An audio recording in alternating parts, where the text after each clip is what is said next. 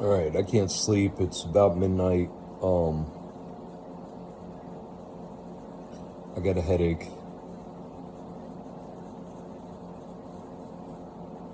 I'm fasting. I didn't eat yesterday. I didn't eat today. I might eat tomorrow. We'll see.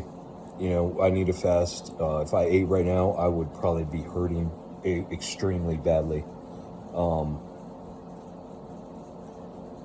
So yeah, letting my body heal, regenerate, rest.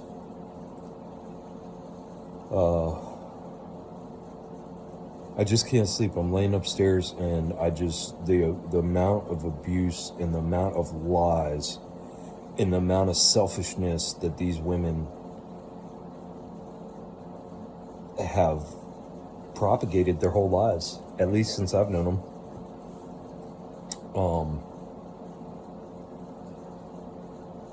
I just got off the phone with my son. He was asking me, so I don't even know if I've mentioned this yet, but so when my first wife quit letting me see my daughter for that 1.5 year span, at the beginning of that, what had happened was my ex, I had went and picked up my son. He was visiting my ex for the weekend. I brought him home. Well, his mom had written him a letter and told him not to read it till he got home, and had given him a flip phone, right? Well, in the letter, it was like a 1-page letter telling him, you know, I love you, you're my son, you'll always be my son, but we have different lives now, and we're leading different lives, and we have to go down different paths, and right? Disowned him. So, you know, we got home, and I'm just doing my thing, and then he comes up to me and he's crying, and he has this letter. He's like, Dad, what is she doing? And needless to say, man, I read that motherfucker and flipped the fuck out. And that's when she started not letting me see my daughter. So that's how that whole process got started. We're just now digging that up. So yeah, there's another check mark for the ex-wife. You know, disowning her son, writing him a letter, dropping him off with me, and you know, after her visitation, and writing him a letter disowning him, living an hour away, telling him we are going different paths and leading different lives, and thinking she's just going to keep him. Just this is how these ladies act, man. That's how they act. So I was up there thinking, you know, and that just happened now. I came down to make this video, and because I couldn't sleep, I had to get some shit off my chest. And my son called me and asked me that question, because he doesn't even remember. My son was like 13, maybe. I think he was like 13. 13's a safe age. I think he was 13, because that would have made Sammy 6, right around there. And I think that's about the time all that shit happened. 6, 7 years old, Sammy. So yeah, so he was about 13 when she did that to him. And it shot, and he's 24 now, but I had mentioned it. It somehow that came up like a few years ago, and he didn't remember it. And I was shocked. I was like, you don't remember that? And he didn't remember it. And now I understand why the trauma. You know what I mean? So I was telling him, you know, as he heals, those things like that, you know, he doesn't need to think on them. He just, as he heals, those things will just open up. One day it'll just pop in his memory bank again, and he'll be able to recall it, and, you know, and process it and work through it. But yeah, like, getting back to how selfish these women are, man. You know, and so I've been feeling so bad about saying all this shit, but you gotta imagine, I've been living my whole life with these lies and manipulations and gaslighting and abuse in every manner, and I am by far the perfect person, you know. And I had a very strong male ego, you know, but that was my defenses. I had to defend myself against these bitches, you know, and I couldn't touch them. I learned not to touch them when I put my cousin in a closet at 16. I was like, okay, fuck, don't ever touch a bitch again, no matter how bitchy she is. Let them say whatever they want, do whatever they want. And that's because that's the way the system was set up, to piss you the fuck off and make you want to throw every bitch in a goddamn closet, you know? But you can't. So all you can do is verbally say your shit and fucking come across as strong as possible. And that's what I've done with these bitches. That's what they deserve. That's all they deserve. They don't deserve any more, any less. Nothing. There's a lot of abuse, guys. While they're doing all this abuse, while they're blaming me, and everybody's looking at me and going, while my kids are coming to me, please help, please, I need help. I mean, what the fuck, dude? They're running away from their mothers, and the system just wants them to stay with their mothers. It's disgusting. It's set up this way. This is on purpose. I don't hate all women. I love my daughter. I love my sister, Christen. I really feel bad for her. I really feel really fucking bad for her. And if anybody knows where she's at, I don't want to know. Look, I'm not going to bother her. If you know where she's at, if you can just get a message to her. When you contact her next time, just let her know that her brother Richard loves her and misses her and is sorry for not understanding the pain that she was in. And if she can watch my videos, and maybe it'll help her. Maybe she might want to contact me, because we're healing. You know, everything she tried to do, she was the most understanding person when I had my brain injury 10 years ago. You know, my sister, I told you, my younger sister, when I moved in with her, and one of the very first things I want to do is talk about my abuse by my mom, because that was, like I said, every time I hit my head, that's what comes up. And my sister completely just gaslighted and turned it completely around on her. I mean, started bawling. When I just started talking about the abuse, started bawling. Don't talk about my mother like that. And getting her husband, oh, it's okay, honey. It's okay, Richard. You shouldn't talk like that. You know what I mean? And that ended the conversation within like a few weeks. I was out of there, 6 weeks. I was out of there because she ran me out of there. She wanted to play trauma wars with me. My sister was playing trauma wars, acting like she was in, whatever pain I was in, it was worse for her. Didn't matter. I was in my mid-30s, suffering a traumatic brain injury. I couldn't even drive. Guys, I couldn't even drive. After I had already owned a business, had 3 kids by then, lived my own life. I literally lost everything. I just needed, I had to go somewhere to live because I couldn't take care of myself. I was unable to take care of myself. And my sister was sitting there. So my mom, I was originally supposed to go to my mom's. And my mom was being so aggressively nasty towards us when we got there to move me in, and towards me.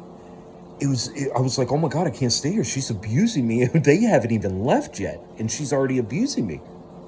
So we switched plans immediately, and I went to my brother's for like a couple weeks, and then I moved down to my sister's. I think it's how it happened. Because my sister was living on post, on base. Her husband was in the military. Getting ready to get out, I think. And, yeah. She wanted to play trauma wars. She didn't want to hear about any of my abuse.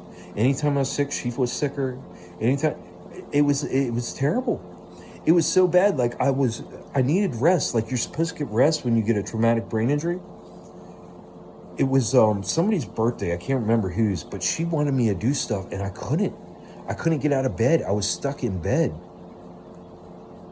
and I couldn't get out. And she was, oh man, she threw a fucking fit. And then I called my brother up. I said, bro, I need to come up there right now. And I think that's the first time I drove. Maybe, I don't know. I can't remember. I think it might have been the first time I drove. We're very close to it. I just started driving. Dude, and I fucking threw all my shit in my car and fucking drove up to my brother's and then lived there for 10 months, whatever it was. But while I was up there, my whole point is, okay, again, to show how my sister wanted to play trauma wars. She was like 21 years old. My sister's like 14 years younger than me. She was like 21 years old playing trauma wars, telling me how bad her life was. I had been in the military, owned a business, had 3 kids. She had nothing. She hadn't done anything. My sister's never done anything. She's lived my mom's life. My sister is my mom. It's disgusting what my mom has raised us children. It's disgusting what she did. It's absolutely disgusting. And I think it's all completely on purpose, the way she raised all 4 of us. And she scared my sister Christen away. So anyways, my sister Christen, man. So like my sisters, I came out of the military. I had my own life. I was doing my own thing. Moving around, starting my business, divorce, all this shit, remarriage. Yeah, remarriage, divorce, right? So I was a busy motherfucker. I didn't really know my sisters. I mean, yeah, I called them every once in a while. I'd send them a letter. I mean, my sister Hannah this is how much I didn't know my sisters. Like, my sister Hannah was telling me I abandoned her when I was there. Not only did she not let me talk about the abuse by my mom, but completely turned around on me and said I abandoned her and how bad of a person I was. Yeah. Yes. This is the kind of shit I'm talking about. That I had to take because I was living with them. I couldn't take care of myself. I was stuck in her house and she was abusing me verbally and emotionally and psychologically.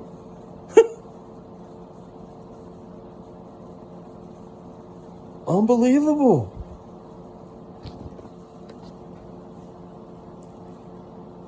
So I get up to my brothers, and my sister Christen is living with my brother. And all I'm hearing is that, she's got mental issues. It's all in your head. It's all, you got, you know what I mean? That's all I kept hearing was, it's all in your head. It's all in your head. I didn't really know my sister Christen that well. But my sister Christen was the most loving, understanding, caring human in my whole life as an adult. My time up there, when I would have my episodes, she would put her hand on me. Hours. This girl would just hug me, just hold me, kiss me, cry with me. Everything. After I left my brother, she ran away from the family to get the fuck away. My mom, this is how disgusting these abusers are. My mom said, "Oh, fuck no, bitch, you aren't getting away from me." Got the law involved and put grandparental rights on her fucking daughter just to keep her claws into her. After all the abuse my mom did to me, my mom was going to sit there and say my sister was an unfit parent. After all the abuse my mom did to me, after all the abuse my mom propagated onto my oldest son, after all the abuse my mom propagated onto my daughter, and she's going to sit there and act. That's that virtue signaling again. Oh, I'm doing it. She's a druggie. She's a bad one. She needs Jesus. I'm going to pray for her. They abused the fuck out of my sister Christen. My sister Christen's a quiet voice that nobody can hear. She's tucked away. I know she's in, as far as I know, she's in the state of Tennessee somewhere. That's all I know. But my mom has grandparental rights, so she gets visitation, and I can't believe my sister hasn't blown her brains out yet. She must be the strongest motherfucker out there to not have blown her brains out and still have to deal with my cunt, selfish, nasty, disgusting, evil, narcissistic mother. She did it to my sister Christen too. She played my sister, ruined my sister. And then my youngest sister, she turned into her little clone, her little mini-me. And then my brother, God knows what she did to my brother. That's his story to tell, not mine. I have no clue. It's not my story to tell. But I'm telling you right now that I'm looking at the way first wife she's got 5 kids, and I'm seeing the way my son's the oldest, my daughter's the second oldest, and then their sister's the third oldest, and then the brother's the fourth oldest, and the brother's fifth oldest. So, and I'm seeing how they make these codependents. Like, my daughter's sister is so codependent on her sister. Like, they're so dependent on each other, it's ridiculous. And so I see in, like, my family, like, what my mom did. She made me, when I ran away, she immediately realized, okay, I'm just going to have to set the narrative that he's a crazy piece of shit that I have had to deal with my whole life, raise him, and he's just a wild card, and he's out there running around crazy. So that's what she did with me. So that shut everybody up about me. Nobody fucking paid attention to my shit. Everybody just wrote me off as being a crazy drug addict. Crazy. Unbelievable.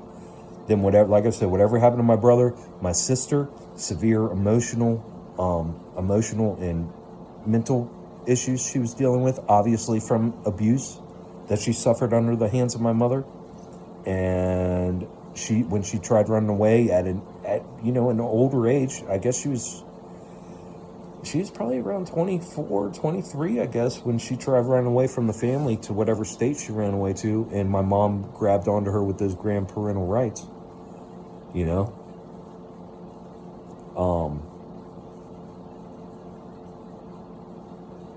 It's just sickening, guys. It's just sickening. My sister, Christen. I'm so sorry, honey. I love you.